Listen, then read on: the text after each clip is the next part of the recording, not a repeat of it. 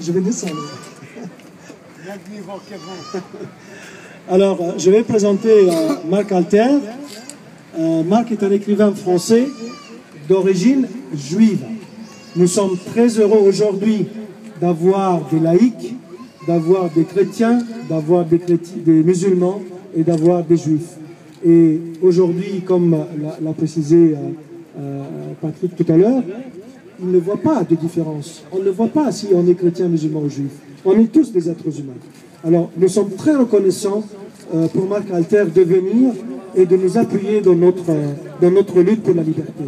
Alors, Marc Alter est écrivain français. Il a publié une vingtaine de livres et romans. Il collabore avec une douzaine de journaux et magazines. Il a été nommé officier de la Légion d'honneur en 2008. Alors j'ai vu une histoire, je ne sais pas si elle est vraie ou pas. Il semble qu'il a commencé sa carrière à 9 ans. Il était très vieux.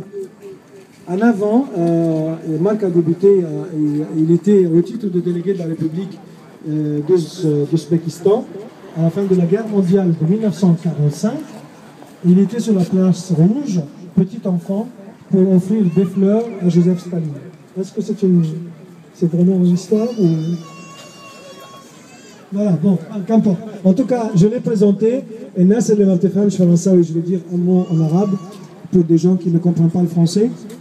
Marc Alter كاتب فرنساوي من أصل يهودي وزي ما قلت النهارده ما بين مسيحيين ومسلمين ويهودي ومبسوط جدا ان يكون في واحد من أصل يهودي بيجي يشجعنا للمشكله اللي بتحصل في مصر في تونس وفي الدول اللي هي مشكله الحريات.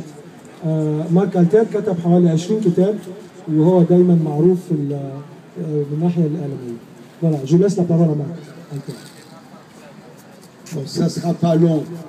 Vous m'avez appelé et je suis là parce que c'est normal. D'abord, même si je ne connaissais pas l'Égypte, j'aurais été là, que j'horreur qu'on s'attaque à des hommes et des femmes parce qu'ils appartiennent à telle ou telle religion.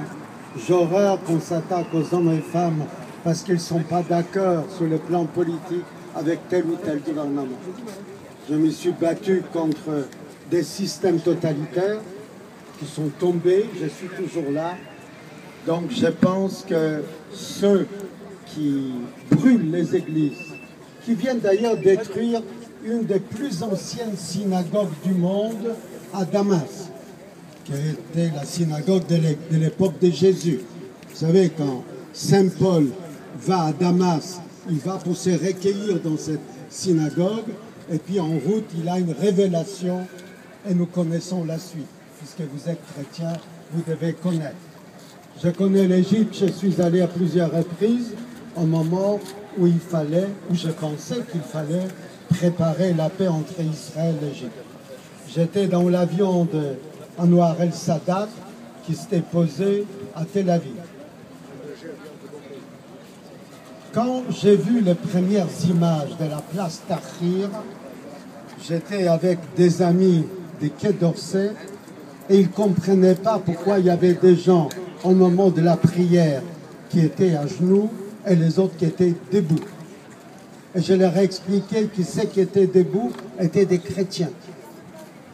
Parce que c'est eux qui ont fait cette révolution aussi de la place Tahrir.